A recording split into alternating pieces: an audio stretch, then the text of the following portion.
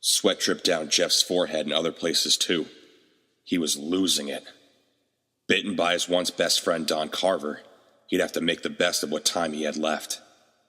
Before this nightmare, he used to be a salesman, a BSer by trade, a liar at best. But Steve and Phil took him in anyway. The duct tape was their idea.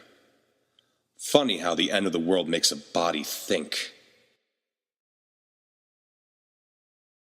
He'd been a jerk for a long time, especially with his brother Eric. Quick conversations over a beer and a game of pool wasn't enough to make amends for his past. Funny how the end of the world makes a body feel.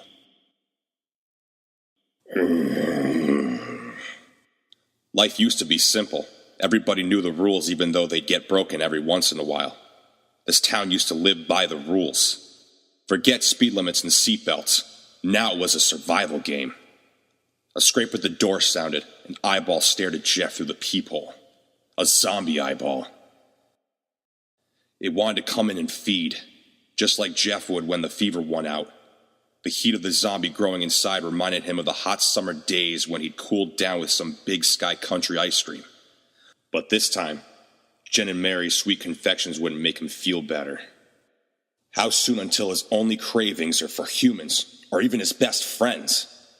The door rattled, fingernails scraped, work boots shuffled. The monster was becoming impatient. Knock, knock. Who's there? But there was no way he was getting through those 2x4s. Or Jeff. Jeff blanked out again. Was it for an hour or a minute? What had he been thinking? Oh, yeah, end of the world things. His brother Eric and how much of an idiot he'd always been.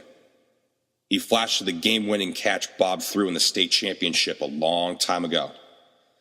Both town heroes from that point on, but Jeff turned into an ego-ridden jerk, and Bob stayed Bob. If Bob Jones had an ego, he let somebody else borrow it. He could have gone on to play college ball. Instead, he joined the Army with his best bud, Billy Richards. But that was Bob. Wanted to serve his country. Jeff only wanted to serve Jeff. The great moment of truth came at Bob's funeral last week. Jeff tried to fix his life up, but it was too late. So much for happily ever after crap.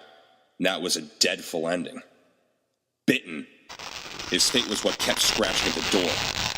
Steve, man, we gotta get out of here. Not much time, you know. How you suggest we do that? Phil didn't answer. I have an idea.